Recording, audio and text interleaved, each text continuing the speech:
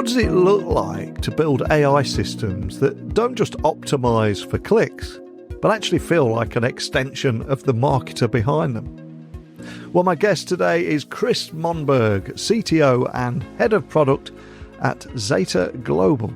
And they've been asking questions long before AI was considered cool. My guest co-founded Boomtrain, one of the early AI-powered marketing platforms, and today he leads product and technology at Zeta Global, helping brands create repeatable, scalable programs that drive growth, efficiency, and higher ROI. And underneath all that, he believes that empathetic design, where algorithms don't yell at customers from the rafters, but instead perceive their needs and create authentic experiences. So how do you bring that maker's mindset into building AI for global brands? That's what we're going to find out today. Well, enough scene setting for me. Let me get Chris right onto the podcast now. So a massive warm welcome to the show. Can you tell everyone listening a little about who you are and what you do? Sure. Thanks for having me, Neil. My name's Chris Monberg. I work at Zeta Global. Zeta is, simply put, a technology company. We provide AI-powered software to enterprises to help them drive more efficient and effective marketing strategies at a lower cost. Our big goal is to help transform these marketing organizations from siloed, inefficient, and really tactic-driven companies into a modern workflow engine for profitability and growth. I've been at Zeta as the CTO and head of product for 8 years now. They acquired a company that I had built doing very much the same thing back before AI was cool. Back then we were writing all the algorithms by hand. You couldn't just check them out from a library or Amazon. And besides that, I am a husband, father of two, pilot, sailor, and like to either work on or ride anything with two wheels. Wow, man, I thought I spinned a lot of plates there. It's pilot as well. Wow, where do you find the time? And when I was doing some research on you, I was also reading that you describe another one of your passions as strategic designs, and that is whether in AI systems or rebuilding a motorcycle. So you're quite a Renaissance man there. But how does this mindset shape your approach in building the Zeta Marketing Platform? Because there's got to be a few synergies there, right? Sure. Yeah, that's a great question, and one I haven't answered before. So design in the world is about the affordances that we have with our interactions with the world around us. And I'm a strong believer that to design things well, you need to get your hands on whatever you're designing. You need to be in the work. And so that comes into the team we build. We've got a lot of engineers, a lot of product people at Zeta, but we don't have a stacked management team. Everybody's very hands-on. Personally, I like to be in the details as well, whether it's a new technology or an old one that we're readapting to fit today's problems. I see design and engineering coming together as one unified approach. We hire for it. I try to embody it, and I enjoy it. We're on this world for a short time. The more grease I can get underneath my nails and the more technologies we can invent is just an exciting, well-lived life. And it's so refreshing to hear you say that, because there's a lot of debate at the moment around whether technology or AI in particular replaces creativity or enhances it. And I was reading that you've spoken about a digital world where richer human experiences are actually amplified by AI and a more empathetic design. So what does empathetic design look like, especially when applied to AI-driven marketing? Tell me more about that. Sure. So I think the easiest way to tell that story is one from when I first moved to Seattle. Nordstrom's is a big brand in Seattle. I remember going down the escalator and a young man shopping in Nordstrom. I was a little bit overwhelmed, right? Things were a little bit more expensive than I was used to. And I forget what I was going for. I think it was a belt. But I remembered going down that escalator and a bunch of salespeople kind of looked up, noticed me, but they didn't flock to me. They realized that I needed to get comfortable in that space first. And as I moved through the space, they noticed my gait, if my shoulders were forward or back. They probably noticed my watch and my shoes, and started to have a little bit of empathy for who I was, what I was doing in that space, and what I needed. That's in stark contrast to the store you walk into and they say, hey, welcome to whatever store it is, and they're right in your face.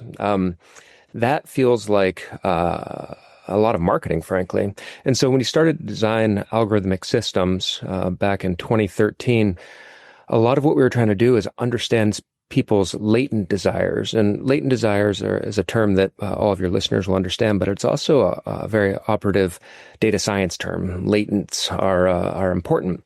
Latent vectors help us understand the relationship between things. And so we wanted to design marketing solutions that weren't yelling at their customers, but instead perceiving them, perceiving their needs, and trying to create the best possible experience for them. That, as it turns out, is precisely what CMOs want. They want to build brands that people fall in love with, not brands that are yelling from the rafters.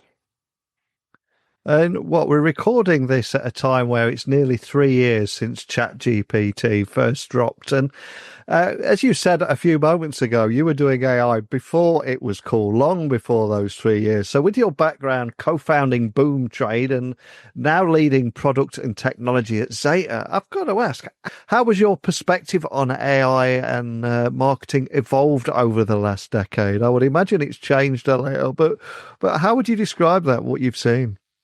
Well, the neat thing about being in the work, turning the wrenches ourselves, is you start to get a pretty good feel for where things are going.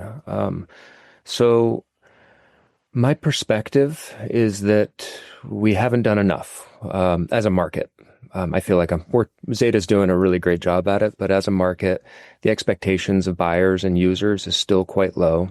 And the way to bridge that gap is through education and training and helping these teams prepare for what's in front of them.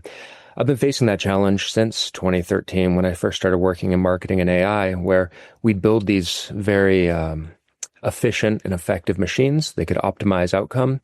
And small SMBs loved it because they were resource constrained and there was no pride of authorship there. So they'd log into the platform, set everything up and walk away for months, maybe even a year or two, and let it run in the background as a marketer. But enterprises weren't ready to give over that level of control. They had uncertainty.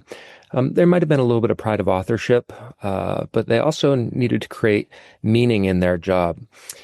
My perspective today is that the biggest opportunity in solutions like Zeta's is to create transparency and trust with the end user. So they understand exactly how to use the platform, how they're driving value as an active participant in it, co-authoring the experience that their consumers are going through, not just pushing it over. So we spend a lot of time in our design framework and talking to our customers through our customer advisory board to not actually take it all the way down the field by ourselves, but to take it as far as we comfortably can and then hand it off to the customer to make sure that they're able to get their fingerprints on it.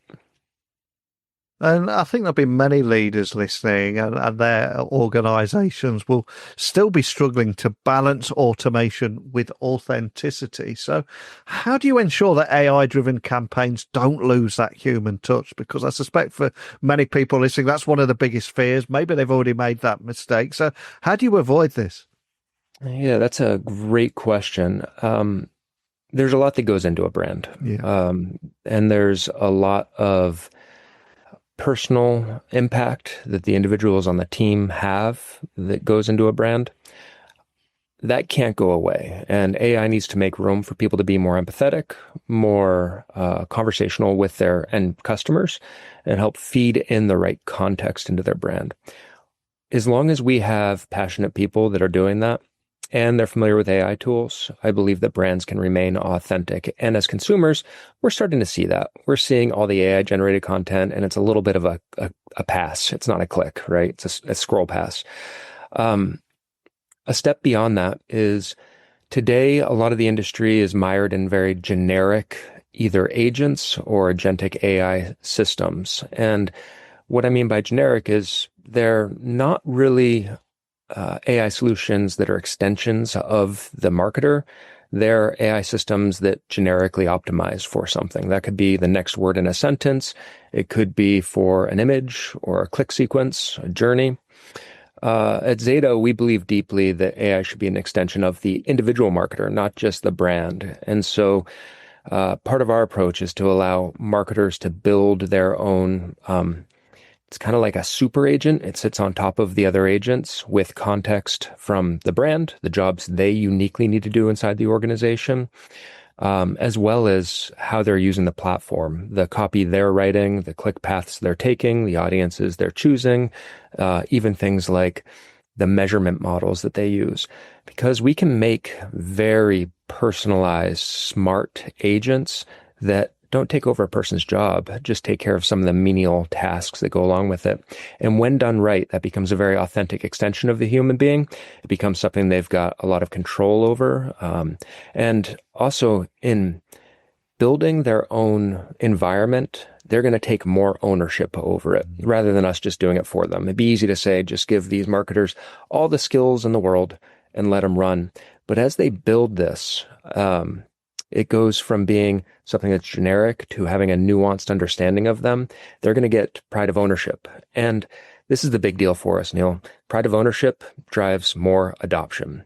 And in a world where there's still a lot of people that are skeptical or uncertain on how to use AI systems, we want to give them a path to become very familiar with it and adopt it themselves as a piece of them. And while I have you today, something we've got to bring up, of course, is Zeta Live, which is bringing together so many high-profile voices from sports, tech, and indeed business. So, again, from your viewpoint here, what role do these cultural connections play in shaping the future of AI-powered marketing? Because, again, it's fascinating how all these worlds are almost colliding, much like in your personal life with all the different things that you're doing there. But tell me more about them. Well, people like Tom Brady and Serena Williams, they've got to be in this AI world too. They are fast moving. They make investments in companies. They're surrounded by technology in their work life and in their day-to-day life.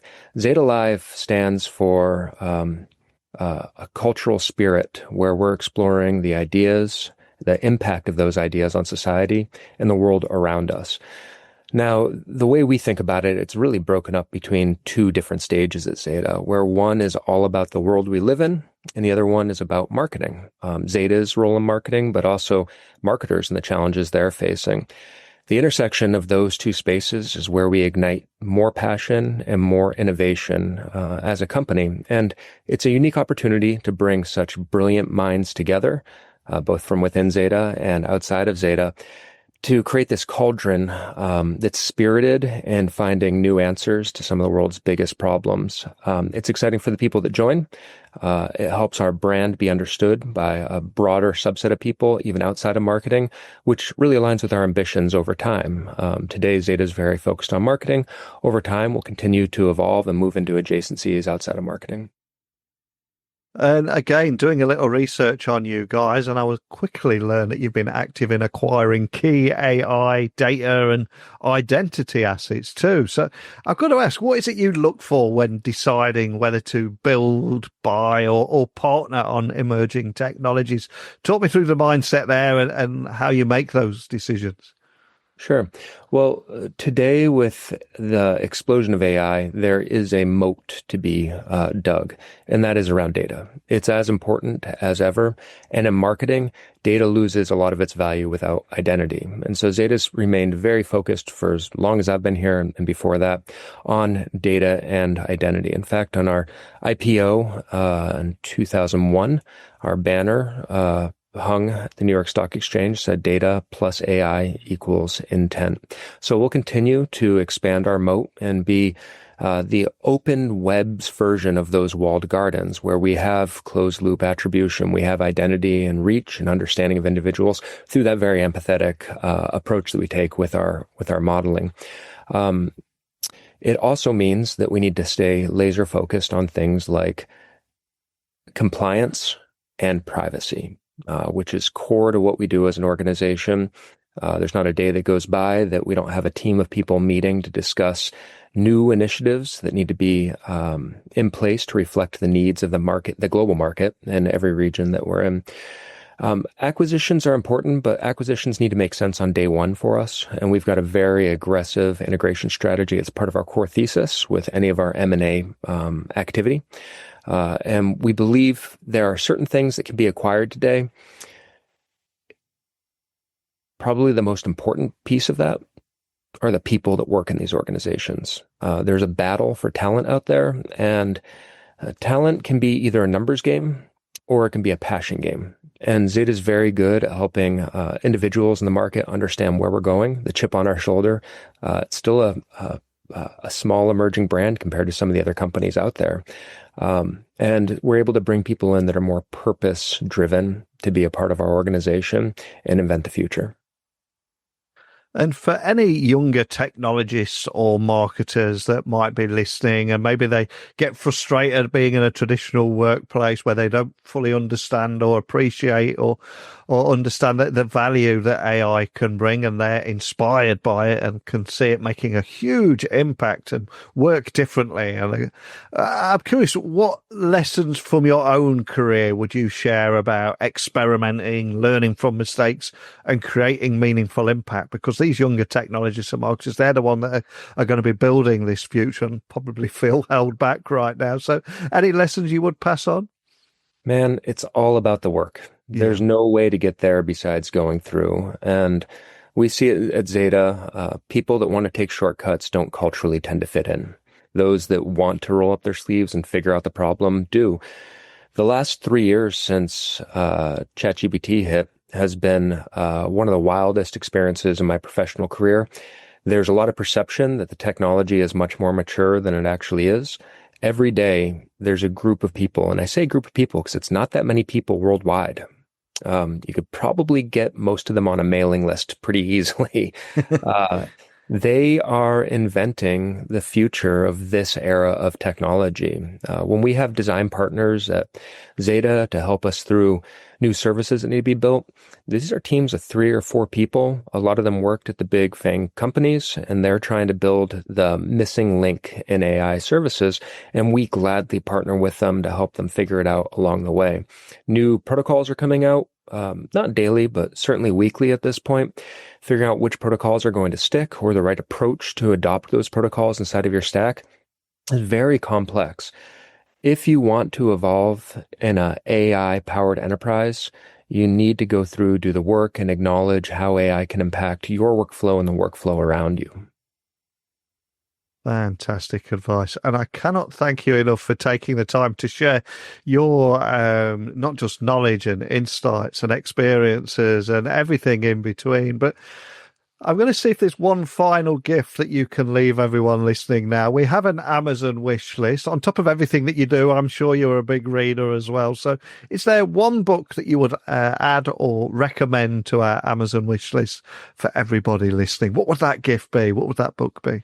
Sure. Well, I'm tempted to talk about any sci-fi books that I've read to escape. I'll probably recommend The Hard Thing About Hard Things by Ben Horowitz. I read that book for the first time shortly after it came out, and it's one book that I go back to over and over again because in the world of technology and all of the literature and news articles and BuzzFeed clickbait things that are out there, a lot of writers want to talk about the right way to do things or how we need to move faster or how somebody got it perfectly right their first time. As an entrepreneur, I discovered that that's never true. And The Hard Thing About Hard Things really focuses on the struggle. He also does it by referencing a lot of rap from my era of high school. So it's near and dear to a generation of good music. But he gets into the hard thing about hard things. It's hard. And it's a wonderfully well-written book that gives all entrepreneurs or anybody that's trying to do something new a little bit of elation, some acceptance that it is hard, that the answer will come with more perseverance, and that struggle is something that unites people that are inventing the future. I probably look to it as much for guidance and technology as a little bit of self-guided therapy on the hardest days, but it's a book that should be in everybody's quiver to help them do something new. Well, I'll get that added straight to our Amazon wish list. And for people wanting to find out more about anything we talked about today, including your big event as well, I'm incredibly envious that I'm unable to attend because I'm overseas at that time, especially because Tom Brady is there as well as Serena Williams. And Tom Brady, of course, has bought into Birmingham Football Club, very close to where I live. But where can people find out more information on anything we talked about today? ZetaGlobal.com will get you to all things Zeta. I'm not a particularly starstruck person, but Tom Brady and Serena Williams will certainly capture my excitement that day. I'm hoping to beg my way into line to at least shake both of their hands. They are absolute icons of industry and the professions they pursued throughout their life. Well, again, I'll have links to everything there as well. And one of the things that I've just loved chatting with you about today is I always say at the end of every episode, technology works best when it brings people together. And there's so much talk about humans being replaced by technology or desensitized by it. And listening to you here and your story, and it quickly shines that you just love learning from people, sharing your mistakes, laughing with friends and family, so many different hobbies and trying new things outdoors, as well as leveraging technology and building richer, more human experiences as well. And I'm just glad that you've been able to come on here and shine a light on all those things and the wonderful things you do. So hopefully we can meet in person in the future. But thanks for joining me today. Neil, it was an absolute pleasure. I want to thank you and the wonderful content you're putting out to the world and sharing stories of people working in technology. I'm an avid listener. I've learned a lot. It keeps us all going and heading towards progress. Thank you, and I hope to be able to return sometime and we can revisit if any of our predictions were right about bringing humans and AI together. So big thank you to Chris for reminding us that authenticity and adoption, they go hand in hand. But over to you. If your brand had an AI super agent of sorts, shaped in your own voice with your data, what would you feel comfortable with it handling? And would you still keep it human? And how would you do that? Please, techblog@writeroutlook.com, LinkedIn, X, Instagram, just at Neil C. Hughes. Don't forget techtalksnetwork.com for all the podcasts and episodes. Other than that, I'll be back in your podcast feed bright and early tomorrow. See you then. Bye for now.